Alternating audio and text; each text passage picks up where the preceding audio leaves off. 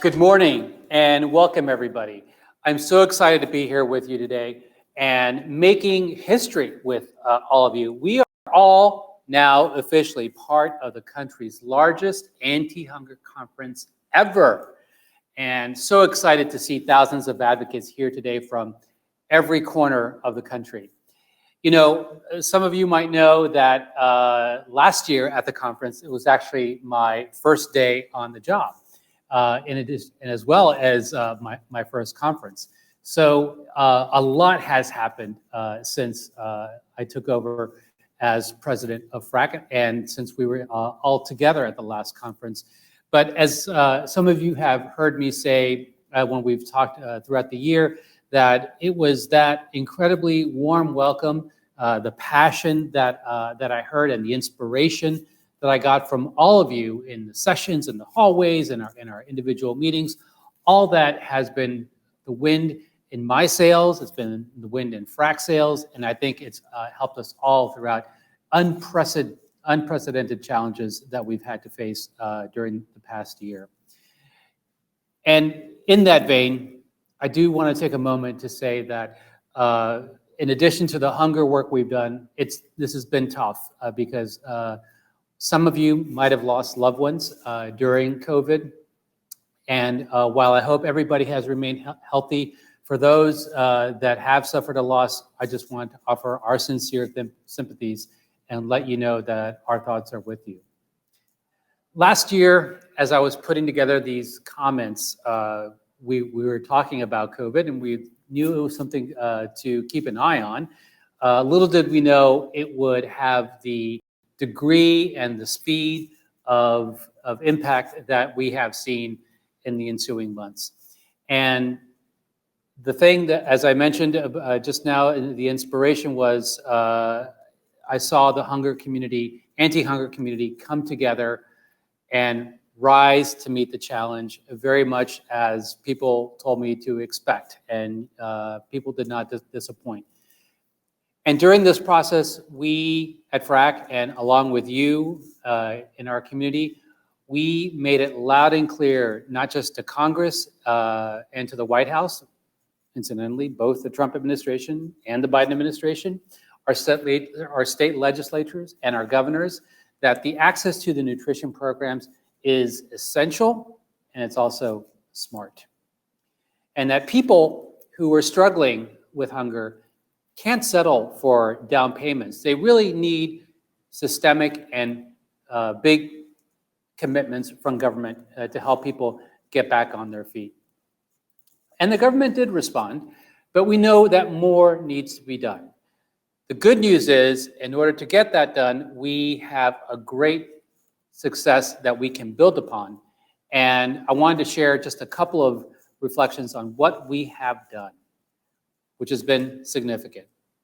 Because of our efforts, we've been able to boost SNAP, which puts food on the table and gets the economy moving again, which is so important because we need job creation.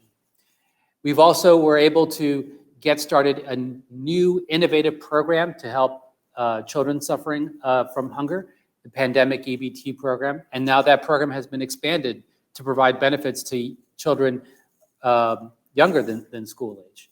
We've also worked hard to get USDA to extend waivers to enhance access to meals to children. And some of these waivers are offering free meals to all students, regardless of whether they're learning in person or remotely.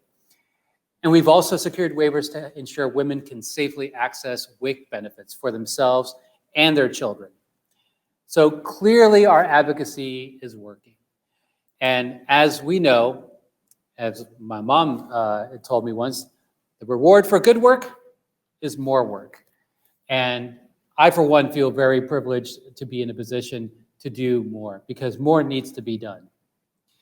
Despite the good news we're hearing about vaccines, we know economists are telling us it can take years to get out from where we are. So we need to work hard to continue to keep hunger at the forefront, keep it in the headlines. We also need to continue to remember to shed a light on the solutions that exist. the solutions that we know about, and build upon those. So for things like SNAP, where we know how well it works, we need to work to expand SNAP benefits. For all the important things that the school nutrition programs do, we need to do more to create an environment for free school meals for all students. And we know that the federal nutrition programs are key, but they alone can't solve hunger. More needs to be done to address root causes. And we know that a big part of that has been the systemic racism that has existed far too long in this country. And we'll be talking a little bit more about how COVID highlighted this when we talk about some of the inequities suffered by our friends in the Native communities. And things like the minimum wage and job security are so important. We're disappointed that that didn't pass in the last recovery bill, but we need to make sure that Congress knows that this is an important solution for folks. And then the final thing that I wanted to mention was kind of reflecting on the last year. The other thing, in addition to everything that happened, it was also FRAC's 50th anniversary. And while we're disappointed we didn't have the right environment to celebrate this milestone with you, it did provide us with some perspective that we have been around and we've been doing this for 50 years. And this history provided me and a lot of other people with the commitment and the inspiration that we need, because as I mentioned, we do have more work to do to continue to ensure that ultimately we end hunger in the United States. Let me add my welcome to all of you to the Anti-Hunger Policy Conference. I remember vividly my very first conference. It was in 2019. I was new in my role as CEO of Feeding America. And I remember sitting in the back of the room and I soaked it all up. In the room were people like you, people who have signed up for the hard work of anti-hunger. And my second conference? Well, that would be in 2020. I stood on a stage in front of many of you. By then, I could recognize so many members of the Feeding America family. And there were new friends and partners that I recognized too. What a difference a year makes.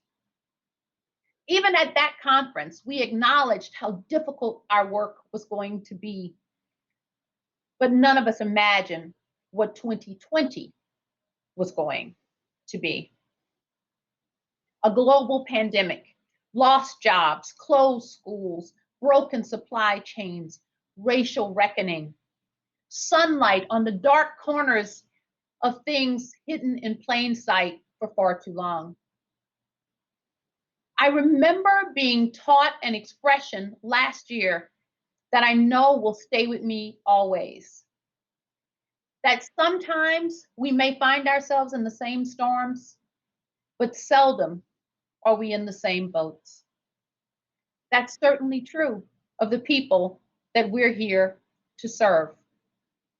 It's especially true of communities of color. I was starting to piece together by then, February 2020, some things that unfortunately form a thread in our society. That communities of color are 2 times more likely, at least, to be food insecure. That Native American communities, about 3 times more likely to be food insecure. I also knew that the people that we serve are more vulnerable to the comorbidities that I was learning make COVID-19 even more lethal. So what was coming gave me a sense of foreboding. And then it happened. Tens of millions of people turned to all of us for help last year, in addition to the tens of millions who relied upon us for years in the past. And I'm so proud of how we, as a community of anti-hunger fighters, stepped into that gap. Our network provided over $6 billion meals to people facing hunger last year. And as a part of this larger community, together, we advocated for increases in the federal nutrition program. We gathered together and fought in favor of deregulation. And together, we saw some success. Now, I know that even with the remarkable legislation that just got passed, $1.9 trillion inordinately focused on vulnerable communities, I know that that will help, but you and I know that this is a marathon, not a sprint. That it will take more than one, even a great piece of legislation to solve what ails us. That we as a society must reckon with some of the deep realities that we have been reluctant to confront, like systems that are built in the way that they serve today, that in fact are not broken, systems that are functioning as they were designed. I'm here, as are we all, to break some of those barriers down, to create a new playbook for people facing hunger. And I'm excited that I'm going to get to participate in this conference as we think through what those solutions might be, as we solidify our plans, and as we forge ahead when people need us now, maybe even more than ever. Thank you. Hi, I'm Helena Bottemiller Evich. I'm a reporter at Politico, and I've been covering food and agriculture policy for about a decade. And this is my first time doing this conference virtually, but I've been to the conference in person many times, so it's great to be with you all here. I'm really delighted to talk about a really important topic today: fighting hunger, economic insecurity, and racism in America. I think it's clear that the national dialogue, and certainly the dialogue in the media, is increasingly recognizing how so many of our societal challenges intersect with structural racism. And we have a really great panel here today to help us unpack all of this. I want to go ahead and introduce the names that we have here, the experts we have to talk about this. We have Claire Babineaux-Fontenot, CEO of Feeding America. We have Louise Guardia, president of Food Research and Action Center, known to many as FRAC, and Janie Hipp, CEO of the Native American Agriculture Fund. Truly leaders in their field, super well respected in Washington, and they are going to help us frame where we are in this moment. I want to go ahead and start with you, Louise. We just saw President Biden sign a really big, nearly $2 trillion COVID package this week. We have seen rounds of aid, focus on expanding SNAP and other nutrition programs. Where are we right now in terms of the federal response? And do you think it's enough actually, tackle the really high rates of food insecurity and hunger we're seeing in this moment? Well, thanks so much for the question, Helena. And it's great to be here with Janie and Claire to talk about this. So I would say, first off, we applaud the absolutely historic steps that the government has taken with the American Rescue Plan. It's going to provide a lifeline to millions who are struggling.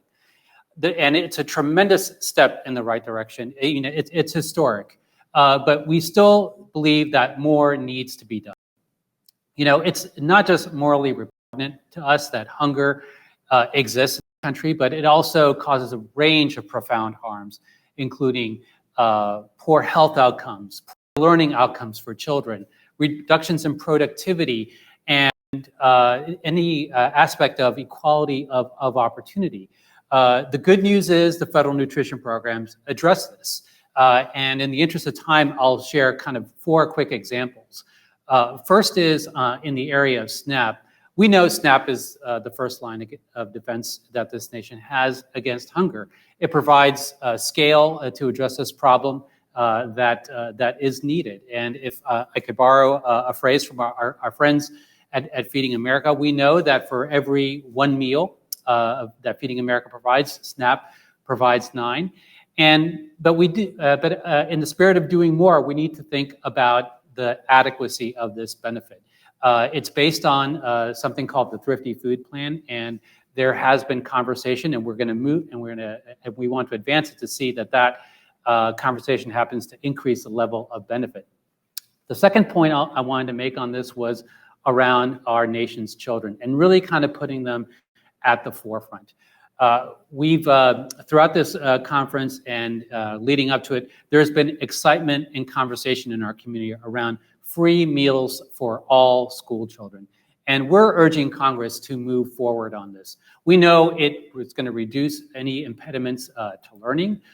We know that there is a stigma associated with school meal debt that would go away with this. And we know that a lot of administrative paperwork that could be reduced by having this be something that is provided across the board. But we're going to see how we're going to work hard to move this forward, and we're excited to see that some states have already introduced bills to take this forward. And then also on the child nutrition front, we know that CACFP is a program that is designed to provide food to child care centers. And we know that there needs to be additional meals and snacks added to this program to complement the nutritional programs that they provide so that children can have all the adequate nutrition that they need. The third point I wanted to make was around the developing use of technology to modernize our systems and for accessibility. We know, for instance, during COVID, programs like WIC had to adapt to be able to provide benefits and access to people in an environment where they couldn't have face-to-face interactions. And so we see some advances there. And also using technology to reduce some of the other paperwork in programs like CACFP. And then, of course, with SNAP, everybody is excited and looking forward to seeing how we can use technology to facilitate more online food purchasing. And the last point I'll make is around the root causes that we're trying to address as a community. Things like increased job opportunities, living wages, access to affordable housing and health, and really kind of putting an end to the systemic racism and the barriers that have kept people in hunger and in poverty are central to what needs to be addressed. We all know hunger is solvable, poverty is solvable. It's created, it's a man-made creation. We just need really the political will to get it done. Yeah, thanks. Claire, I want to turn to you. I think food bank lines, like the visual images of cars and people lined up for literally miles, might be one of the most like visible, seared memories that I think the country has of the pandemic and the impact that it's had on so many households and so many people, in addition to the lost lives. What do you expect in terms of this aid package and the on the ground impact it could have? Do you expect to see the demand lessen on food banks? I mean, you guys have just been slammed for so long. And is that what success looks like? If we can finally see some of this demand ease up in the short term, what do you think success looks like? Well, let me also say thank you for allowing me to participate in this conversation. And as you were asking the question, I have to tell you that my brain went to two very different places. When you said what the success looked like, I thought success ultimately in America, where no one struggles to find consistent, predictable access to a nutritious mix of food. That's real success. In the interim, there are steps that we need to take in order to get there. And I have to also applaud this legislation, sweeping legislation. One of the things that gives me so much hope about its ability to make an impact is that so many of the investments in this legislation are focused on people who have such need that they will use them. So it's an interesting thing that if you give somebody, for instance, SNAP as one of those investments that's inside of this effort, when you provide someone in need of food with access to food, they take that EBT card and they go and buy food. And that's so stimulative on the economy. So I think there's a lot of good things that are wrapped in here. One of the things that I really have a concern about is that those lines that you reference, eventually the lines will go from the outside of buildings into the inside of buildings. And I believe that we were able to raise the consciousness of the American public around hunger because the lines were on the outside. So I'm hopeful that we'll be able to retain some of that attention as long as people are struggling, and people have been known to struggle for a very long time. One data point, for instance, is that USDA publishes, as I'm sure many of the people in the audience are well aware, food insecurity rates. And in 2019, food insecurity rates in the country were at 35 million. Now, 35 million people in this country were food insecure, and that's probably a low number. And it took over 10 years to return to pre-recession rates of food insecurity, which we had just gotten to in 2019. So one of the things that I want to be sure to be really clear about is that this is likely to be a marathon, not a sprint, that the investments that have been made are good ones. I appreciate them sincerely. I especially appreciate the ways that the legislation has invested in TFAP and in the federal nutrition programs. I believe we often present those as binary when in fact they're not. One is designed to address immediate challenges. The other is a much more effective tool for affecting mid and long-term challenges that people confront with food insecurity. So I'm pretty excited about the opportunities that lie ahead. Feel so good about the fact that some actual substantive steps have been made. And I'm bearing down for the long haul fight. And I'm sure that this community will be with us. We'll all be together in making certain that we don't stop until, in fact, the barriers that Louise talked about that deny people access to food are once and for all broken down. How concerned are you about rising food prices in this moment? I mean, I know so much of the stress put on Feeding America Network, you mentioned TFAP, but there's a lot of food that you're purchasing as well. And we're seeing, food prices increase, especially as the entire food system had to shift, from service to retail. Like, are you concerned about that at all right now? Or are you feeling confident with the resources that you have? I am concerned about it, but I actually start by being concerned about it for people facing hunger. Let's start with the fact that SNAP, I'm happy that we did see some increases. That 15% increase in SNAP doesn't close the gap for the fact that retail grocery prices are at about a 50-year high.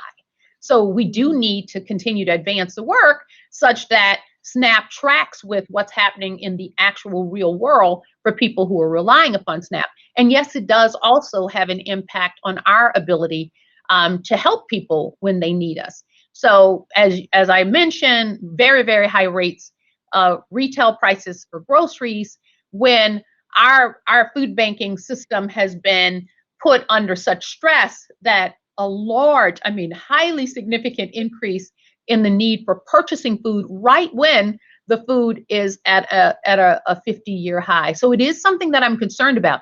I do want to also flag, we have had one of the most remarkable outpourings of support from the public in connection with this work. And I'm an optimist by nature.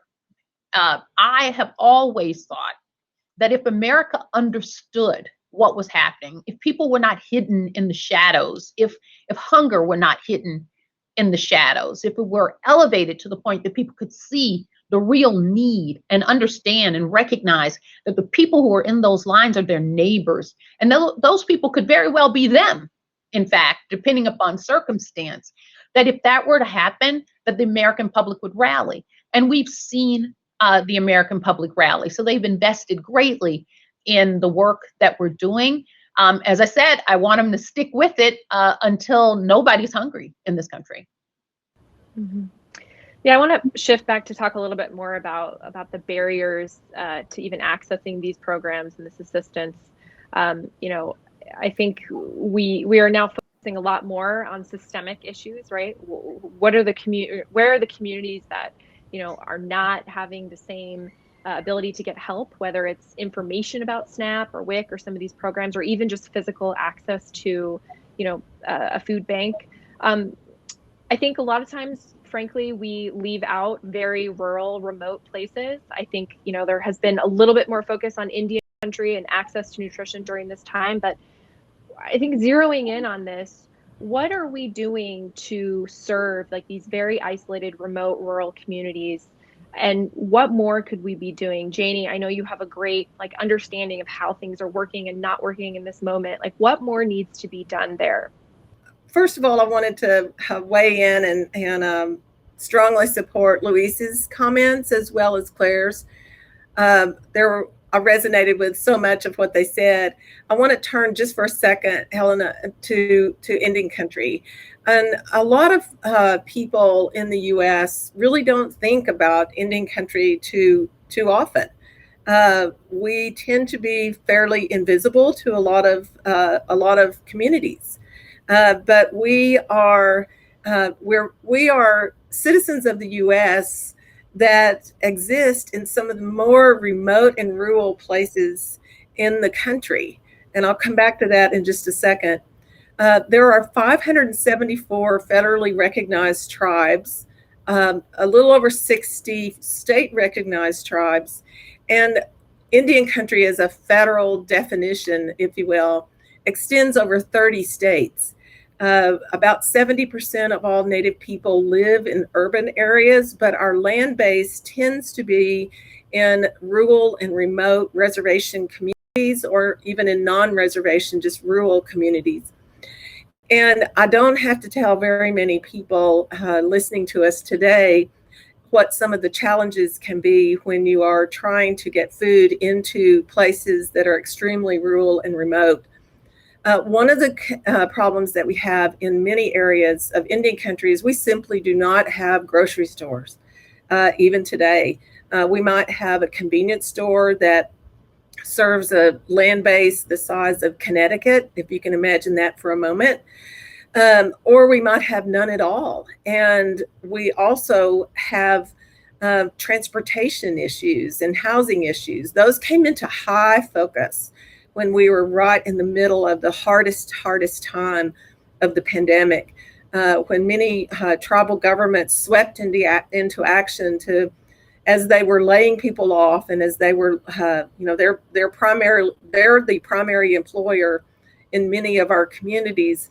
But when they had to send people home and they had to send children away from school, they also were trying to close their borders so that they could restrict movement into our communities, because our health systems are not as good as we would like them to be. The Indian Health Service has been underfunded for decades, almost since its inception. But when I watched tribal governments step in and really take the measures that we needed to take to protect people, protect their health, protect their welfare. But then I started getting telephone calls from tribal leaders and a lot of organizations that work in Indian country almost from the first moment. And I was being reached out to discuss, how can food be found in these communities, and how can we get more food into the communities? It's a problem. We don't have very many food banks at all around Indian country. So the food bank lines that a lot of people see on TV are simply not occurring in our communities because we don't have the food banks to begin with.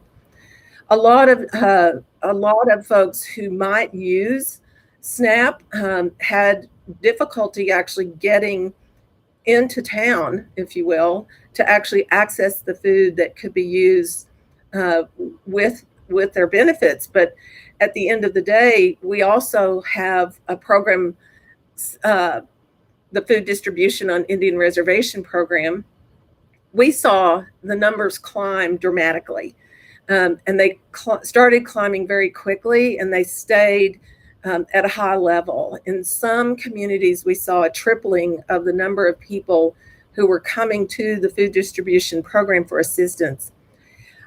Those programs are managed by the tribal governments, but with a pretty strong arm of USDA involved in the management.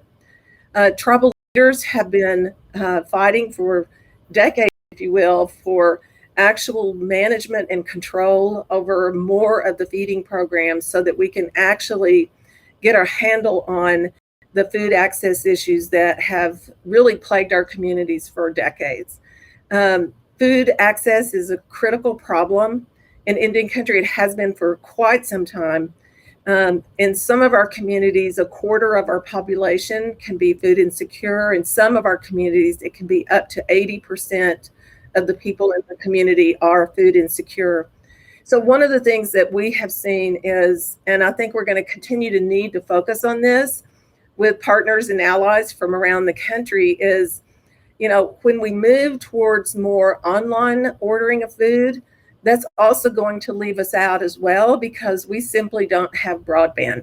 And we're not unlike a lot of extremely rural and remote communities. So I think we're going to have to get creative about thinking through how we continue to feed people who are extremely rural and remote. That makes up a lot of folks in Indian country, but it's also our neighbors. And I will tell you, I've never been more excited and more proud of tribal leadership, because what I saw and have seen throughout this entire situation for the last year is tribal governments sweeping into action and taking new steps to plan for and really start to execute on ensuring that food access is at the top of their agenda. Food insecurity is dealt with once and for all, and that we do take and lean into actions that tribal governments can take to improve the situation.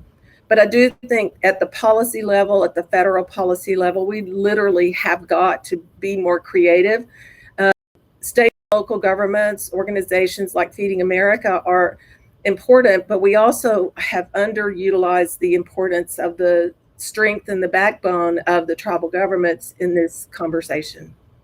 Yeah, I think so many urbanites would think, oh, online ordering, that would be the perfect solution for, a rural community that doesn't have as much grocery store infrastructure. But we forget that so much of the country still does not have access to reliable internet. And that should light the fire, I think, under officials even more to address that.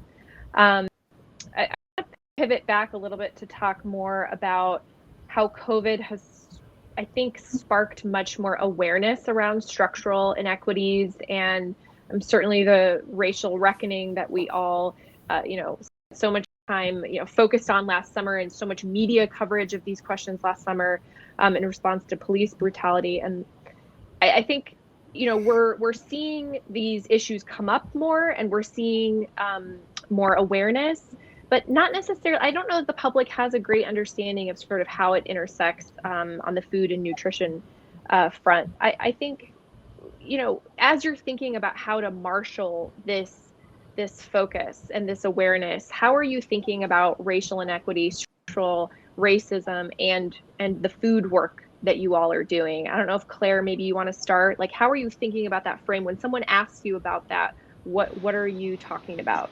First, we're starting with ourselves at Feeding America and our own education. We've been spending some time, and I was grateful that we started on this journey before 2020, but we've doubled down on it since. And we're learning some things along the way. I think each of us has had our own unique epiphany, but one of the things that journey and that the hard work that we've been doing has helped to inform is the way that we're approaching these challenges on a going forward basis. So I think the audience may well know, I know I mentioned it even in my introductory comments, that communities of color have long been inordinately impacted by food insecurity. And when you think about the fact that the Native American community can be 3 times more likely to be food insecure in this country, it truly is an abomination, and it's something that should be unacceptable for anyone.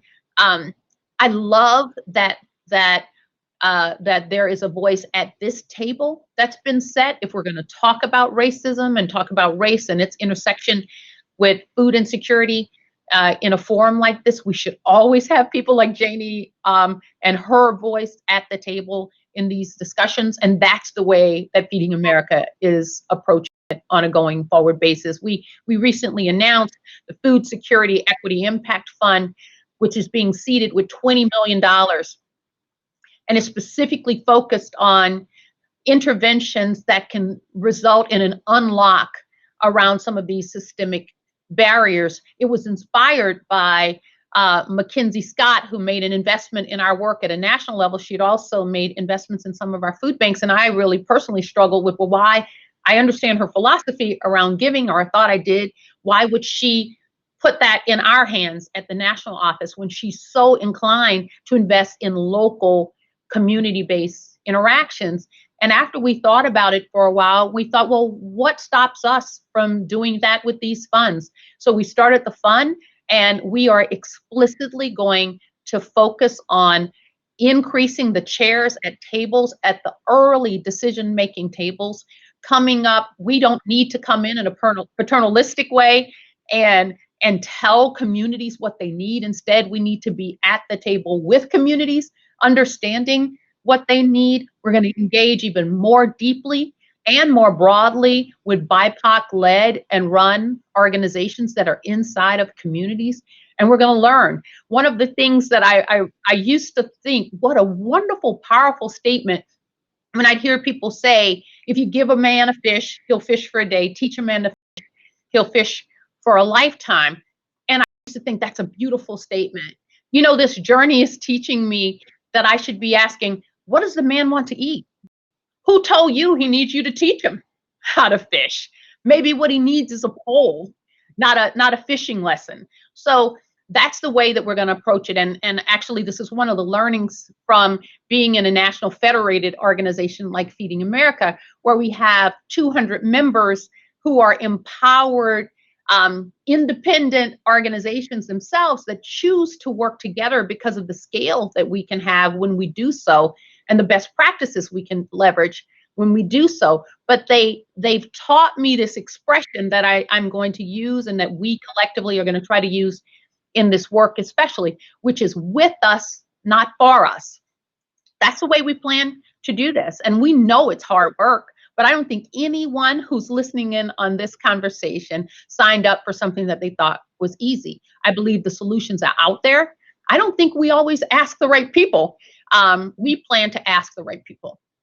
Yeah, I think that whole concept of what you're solving for and who you're asking, you know, what is the problem that we're tackling and who's deciding what that problem is a really good one. And I apologize if you hear toddler noises. That's the way of the world now. So, my toddler. So, Louise, I was hoping you could jump in just about how you're thinking about, you know, structural racism and the awareness around that, and how it intersects with insecurity. Yeah. No, thanks for the question. And it's great to hear all the wonderful things, and you'll hear some, you know, we want to underscore a lot some of the things that Clara mentioned. You know, it's and you know, one of the things that she mentioned was the structural racism and these inequities. They're not new. We knew that these existed before COVID. And we did a report last year called "Not Enough to Eat" that really was kind of interesting had an interesting point on this. The speed and the depth of the pain that COVID inflicted from a hunger perspective on the country was just unprecedented. And so there were people teetering on the edge, and also these you know, communities that were dealing with disproportionate levels of food insecurity. All of a sudden, the spotlight was on them, and we could not turn a blind eye to this. And all of this came into much sharper focus the more we looked into it, seeing Black and Latinx households, you know, experiencing rates at 2 or 3 times the level of that of other households, and Native communities also experiencing incredibly high levels, and also the problems that we were seeing in terms of trying to get our hands around some communities, like some of our Native communities, to be able to quantify that. Households with children were inordinately hit as well as women who were more likely to lose their jobs. And on top of this, we saw things like the Trump administration creating highly problematic public charge rules that cause a lot of confusion and fear in the immigrant community that prevented them from accessing these programs. And we're pleased to see that these harmful rules have been permanently blocked nationwide. But there's more, as I said in some of my other comments, there is more to do. And in terms of what I was saying before, in terms of the counting of it, data collection is very, very important. We can't have some of our important communities be categorized as other or with an asterisk that we're not quite sure what data there is to ensure that they're counted. There's got to be we have to create a fundamental change for this to ensure a more just society. And these issues are very much tied to what I was talking about before in terms of the other root causes. And the final thing I'll mention, kind of tying on to something Claire said, like Feed America and like a lot of organizations, we're starting with ourselves as well. We are taking a close look at how we make decisions, how we bring issues of racial equity into our thinking. How do we inform our decision making? As was mentioned before, who do we bring into the decision making process and get them included, and also take a look at how we do that as a community, because we think it's really important to be able to do that so we have a very clear understanding and we can come at this from a strong point of authenticity and of a level of awareness that merits the nature of the problem. Yeah, and you mentioned public charge. That is going to be such a challenge going forward, I think, in how the impact of that can be wound back. I mean, because the policy, even well before it was actually moving forward, was instilling so much fear. And I know with WIC in particular, like they saw a measurable decline in families accessing that. So changing messaging and fear on that will be, I think, a big challenge. Janie, I want to get your thoughts here as well, just how you're thinking about racial equity and this lens of food and nutrition and access in this moment. Well, I have to give Claire a shout out immediately because she made me really think right in the moment. And I'm totally switching what I was going to say. Helena, I can't help myself. When tribes, a lot of folks have forgotten perhaps that Native peoples, indigenous peoples to this continent were here growing food, feeding ourselves tens of thousands of years. And we assume that Native peoples, tribal communities, can't feed themselves. Let me give you a data point on this that really kind of upsets me if I linger on it too long.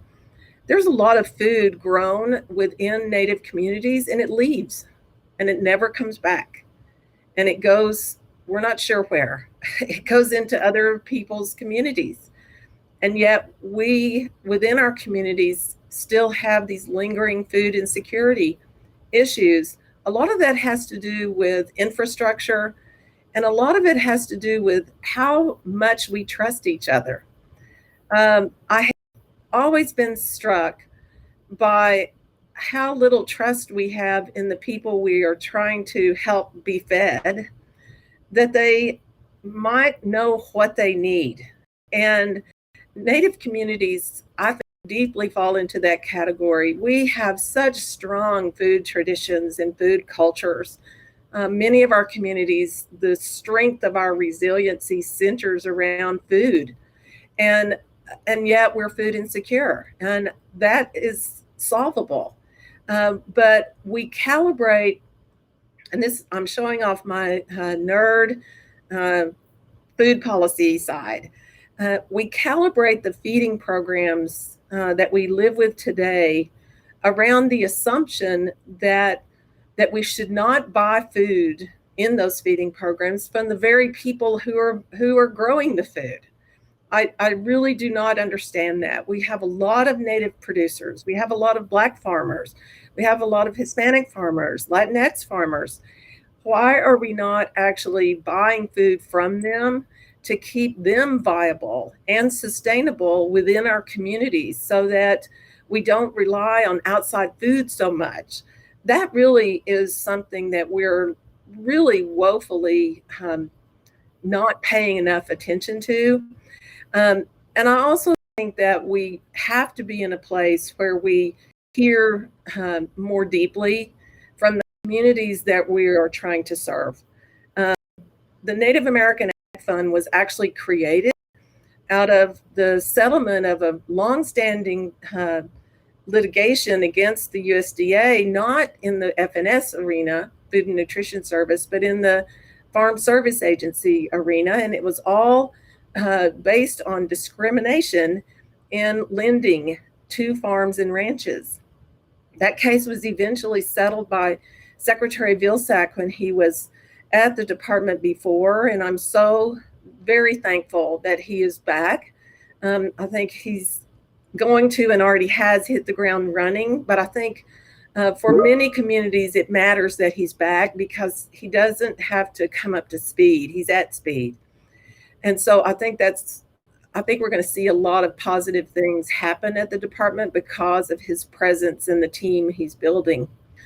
But we need to be in a place where we rethink some of these food and food insecurity intervention programs and figure out exactly how they can be contoured, if you will, in such a way, in a new way, that really lifts up the communities that we're trying to serve with the food itself.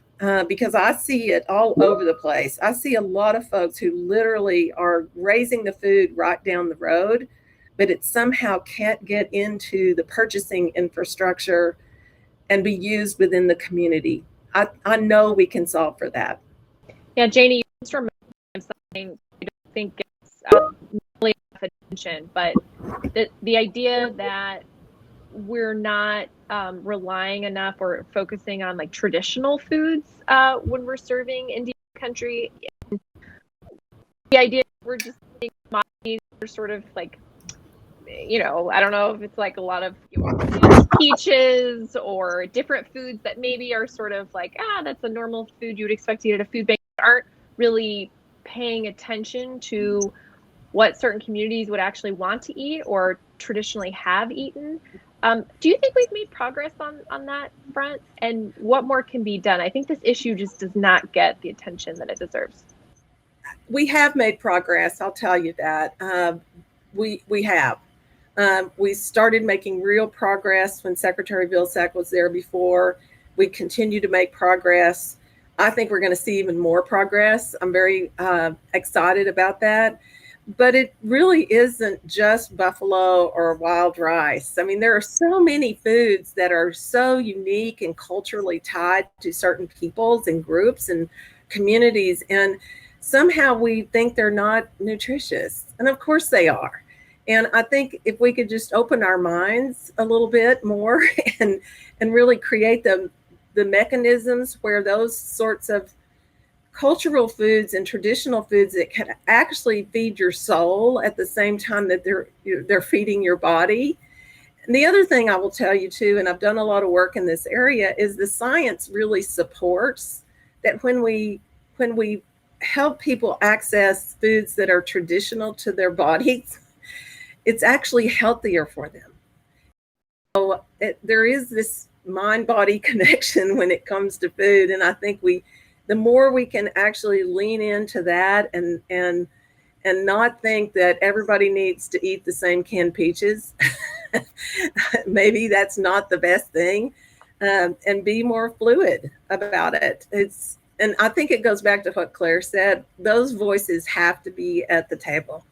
We really have to honor the people that you're trying to serve and hear from them really. Yeah, no, that's definitely a point that is lost sometimes. I want to talk a little bit about what sort of lasting impacts we could see from COVID and on the nutrition front. I mean, I think one of the interesting ones is whether or not we get free school breakfasts and lunches, universally out of this. I mean, we pivoted all the schools to sort of stand up universal free meals programs during the pandemic, and now there's a real press to continue that. What is next on that front? I don't know if maybe, Louise, you want to start, like, what should we expect to see in terms of advocacy, and what are you expecting in terms of the lasting impact on the school meals programs? Thanks for the question, Helena. What's next in this respect is looking at what's been done and kind of building off of it clearly. We've seen great results from schools that have participated in community eligibility, where schools that are whose students are low income can provide free meals to all. And as well, the waivers that we've worked on have also provided the ability for schools to provide meals to more children. So I would say that one of the first things is that the Biden administration needs to extend these waivers and allow schools to offer free meals in the next school year. And at the same time, we do need to make this a more permanent change. And there is an opportunity to do that through the next child nutrition reauthorization, but we'll continue to look for any way possible to make this happen, because we know that the benefits are tremendous, and that we can really help ensure food security, better educational outcomes for our kids, which is so important. Claire, I'm wondering if you could jump in with what you hope will be like the lasting impact, or what's sort of next in terms of thinking about food insecurity. I mean, we have thrown, I think, a lot of focus at it and a lot of, increased resources, and yet I think our statistics are still pretty objectively concerning. What do you hope is next, or what other pieces do we need to tackle going forward? I think certainly the federal nutrition program has to be part of what we work our way through, and tracking, as I think has already been discussed, at least alluded to, tracking with increases in the actual cost of the food that are beneath the surface of that program. A fresh look at the federal nutrition safety net, I think, is absolutely in order, and I think is invaluably important to progress on a going forward basis. I heard in Janie's comment something that I wanted to talk about as well, which is that oftentimes I find that which is most efficient is not always most effective. Sometimes they work together, oftentimes, unfortunately, they don't. And during this pandemic, our network has had to turn our whole distribution model on its ear. We've had to err on the side of maintaining safety for the people that we serve, as well as for our volunteers and the members of our teams across the country, and those were the right decisions. But one of the things that gets lost in this is choice, and there's dignity in choice. And when I hear Janie speak, and we think about how affirming it is when you have options at your disposal that are consistent with who you are as a person and with your own culture, I find it fascinating that there's probably a diet that's attached to a diet that people make a lot of money with books on, that's attached to the natural ways that indigenous people have been living and thriving for a very long time, and that now they're not equally footed to live and thrive in that way. So I think that choice is going to be essential. I hope to see that return. It's something that our network was working hard on before the pandemic. We're going to redouble our efforts in that space. The nutritious mix of food available to people is really important, and choice in terms of that mix is very important as well. So I'm hoping to see those things happen. You can expect Feeding America to stay out there working as a partner across the board in this work.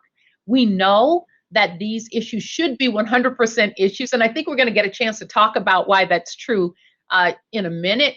But some of this, for me, I have to tell you, I ask myself multiple times, well, why would we? Why would we throw away 72 billion pounds of perfectly edible food before the pandemic, send it to landfills when 35 million people were food insecure? Sometimes you ask yourself the question over and over, why would indigenous people grow food and then not have access to the food that they grow themselves? People who are not in indigenous communities, but who are in other rural communities, why would they grow food and not be able to afford the food that they're growing with their own hands?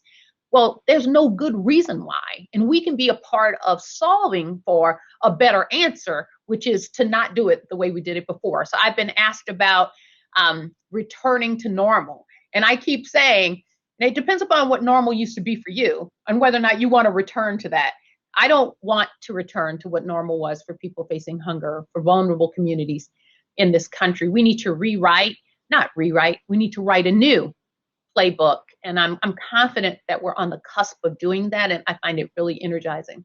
Janie, I want you to weigh in here just on like what would you like to see happen next? I mean, you mentioned this incredible response in Indian country from both local leaders with federal support, but still access issues. Like what would be like the next step of, or I don't know if you've already called up Vilsack to tell him what you think should happen next, but like if you had that meeting, what would you advocate needs to happen next? Well, I was just sitting here nodding my head the whole time Claire was talking. It was like, okay, we need to get together. I'm gonna rip through some things because I think I could spend an hour on each one, but not just Native communities, but all communities deserve to be visible in the data. Right now, we are literally other, something else. We have a session on that later this week. And that's not right. If we really want to tackle hunger, we have to know who we're trying to hone in on. So there's that. The data piece needs to improve, just being able to get on top of that and with more specificity. The distribution models that Claire mentioned, those need to be fixed. We are literally relying on old distribution models, and I don't think they're efficient anymore. We've actually done studies that kind of tackle the assumptions of the distribution models that we have, and we've actually done economic modeling at our place about alternatives, and it can be done differently. Why not? Dignity. We need to revisit dignity. We've gotten into this old normal that really places people who are food insecure into the most undignified and hurtful place that we could possibly put them as human beings. We must restore the dignity of being having food available to you and having nourishing food and meaningful food available to you. I believe we need to connect back to farmers and ranchers, because I will tell you straight up, there's a shift within the whole farming and ranching community. There's an intergenerational shift. Our younger producers need the security of having, anchor contracts that could help them establish, the early stability of their own operation. We can do that within the structure of the feeding programs, but we got to think anew about this whole scenario. The other thing is, at least with tribal producers and tribal and Native people, we must elevate tribal governments to true partners in the feeding programs. They are not now, and there's really no excuse. When I watch what tribal governments have been able to do to sweep into action and feed Native and non-Native communities surrounding them, I know their stability and their strength is there. And we really don't look upon them as viable partners in our government relationships about who gets to help drive the ship on feeding people. And tribal governments have been trying to be in that role for quite some time. We just can't quite get it over the finish line, and it needs to happen because many Native communities and rural communities depend on tribal governments as the primary employer. And so, but we're basically telling them that they're not capable of feeding people when in fact they are.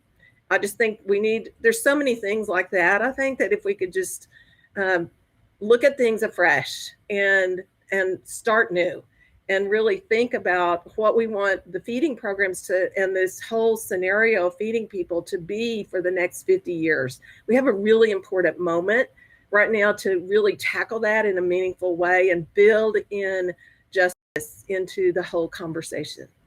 Yeah, restarting. That's Vilsack sure has a long to-do list. He has a lot to do. I know we're going to hear from him in this conference as well. I want to pivot to maybe just like a shorter answer type of thing here. But I was hoping each of you could tell me, like, what is one like creative or innovative idea in this space that you think doesn't get enough attention in the, addressing food insecurity? Like, what is one concept, or it could be a pilot or anything that you just want to shine a little bit of a spotlight on, you don't think it gets enough attention? Janie, we'll start with you. We've done a lot of pilots, Helena, as you know. It's like, I'm ready to do it. I don't want to pilot anymore. I will tell you this. One thing that bugs me that I think we do need to address is with certain of the feeding programs, like for instance, the food distribution on Indian Reservation program, the value of our food package is around $70 a month. That is significantly under what the value is of the average family who receives SNAP. Why? Why is that? And to me, we need to actually find things like that we don't need to pilot. We just need to address and get situated correctly and move forward. We have to do this right now. These programs across the board are in many cases the lifeline to life. They literally are the only source of food people have. So I think it's really important for us to modify our choice of words right now, because they're not supplemental, they're the whole thing. And we have to really be that urgent, I think, about what we're doing now moving forward. Yeah. Claire, do you want to jump in with an idea you think is not getting enough attention? Well, I think that it's that intersection between food swamps and food deserts that I sometimes don't hear talked about enough. The notion of a food desert people have heard about, right? So, it's about the things like Janie was talking about, people who simply don't have access to food, to a nutritious mix of food close enough to them. You've got to drive a long time and you don't even have a car kind of scenario.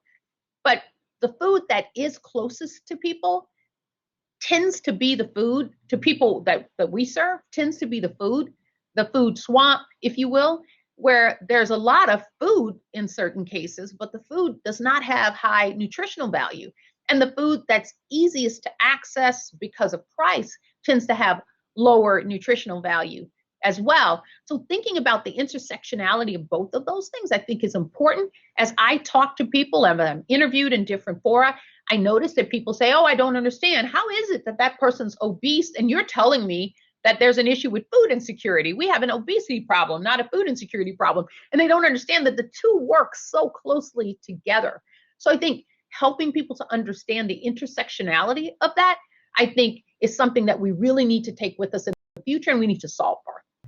Louise, do you want to jump in? Like, what is an idea you think is not getting enough attention? Yeah, I think we're seeing one of the amazing things about this community is the innovation that we see, and the creativity. I think one of the things that we're we've talked about it a little bit. Among the things that we are not seeing enough attention, and that is on getting the right people at the table and getting and that is I think that is going to spur a whole lot more creativity and innovation. I've seen examples of this before. Prior to coming to FRAC, I worked in international development, and the solutions the community had were just incredible. So us as advocates, we need to make sure that policymakers are listening to communities and people affected, and but more than just kind of being an input, but really kind of having a seat at the table in terms of decision making. It's more than just kind of giving them sort of giving them a voice. They need a vote. Mhm.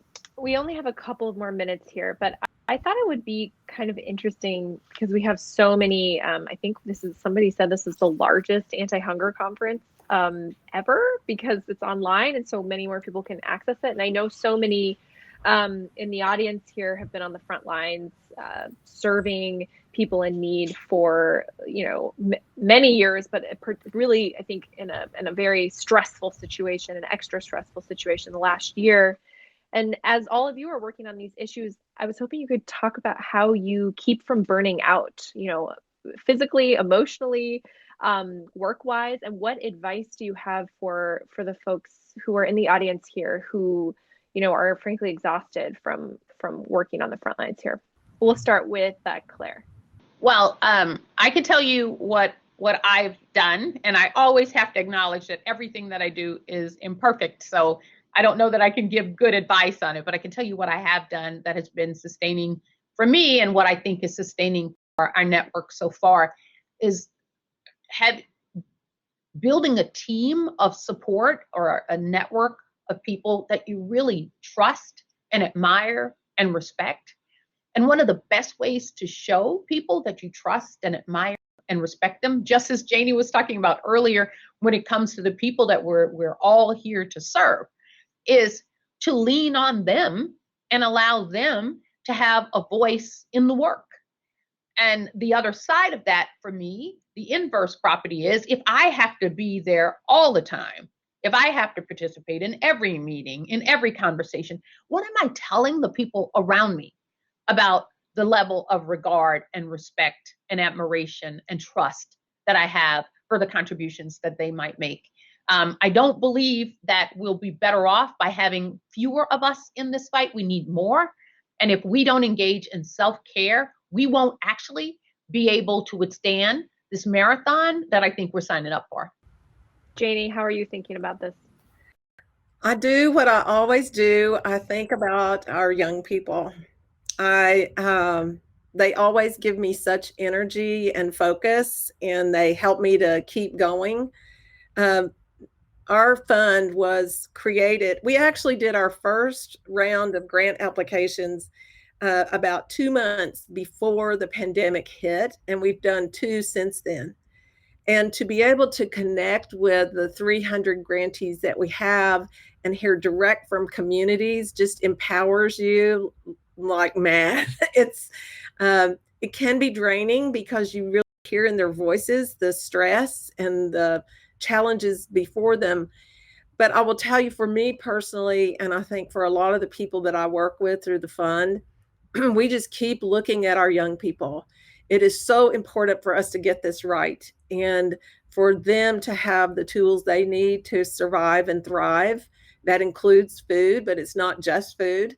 But they keep me going, and I just keep trying to check in with them when I'm feeling like I need a nap or 2 or 3, and really see the world through their eyes and try to create something that they will be proud to inherit and that they can take to the next level. And I hope they do it better than we do it. But they keep me going. That's great. Thanks. Louise, how are you thinking about this? Well, thanks for the question, Helena. We all have to find inspiration and energy where we can, right? This is the work we have before us is tremendous. For me, one of the things that gives me that energy and that inspiration is the focus that this community has brought to greater racial justice. It's not lost on me that I'm the first leader of color for FRAC, and we have a lot of new leaders of color in our community, and we certainly want more.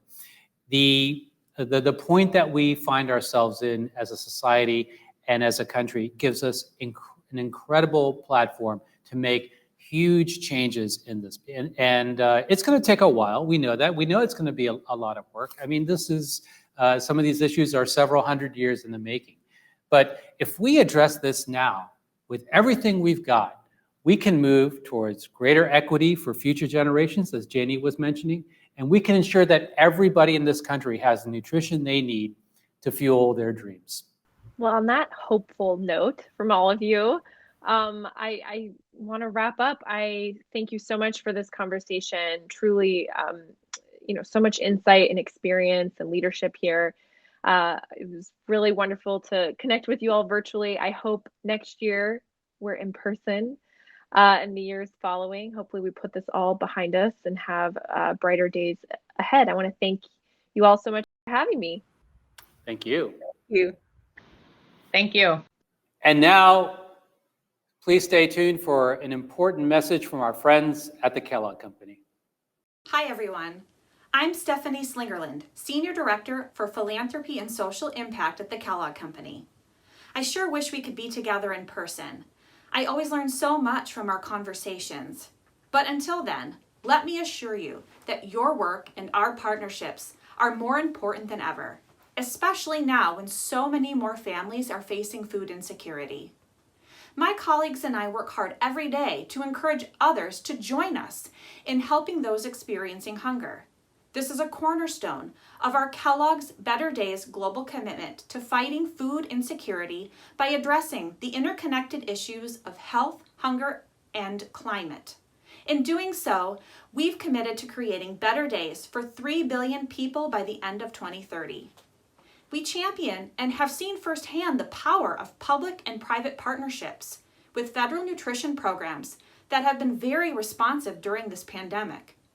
We especially applaud Feeding America and FRAC for your collaboration with companies like ours, as well as your advocacy with local, state, and federal agencies. As part of our commitment to building consumer advocacy to help us all fight hunger, we shared information about how people can get involved on our cereal packages. 9-year-old Rocco Solomon from New Jersey saw this information on our Frosted Mini Wheats box, and he kept asking his mom, Nicole, "Is this true?" Let's hear Rocco's story. One morning, Rocco read on the back of a Mini Wheats box that 1 in 7 children live with hunger. This made him really upset.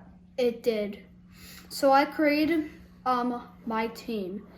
First, I advertised with a t-shirt, and then I started creating a team for real.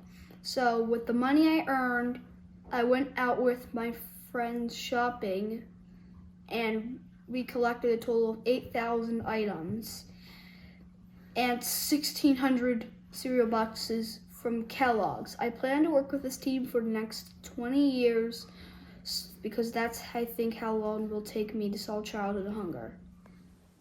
We couldn't be more proud of Rocco and his buddies, some of our newest advocates, who maybe we'll see at this conference in the future. And to all of you, thank you for being on the front lines during this very difficult time. We're honored to partner with you in these efforts, and thank you for all that you do.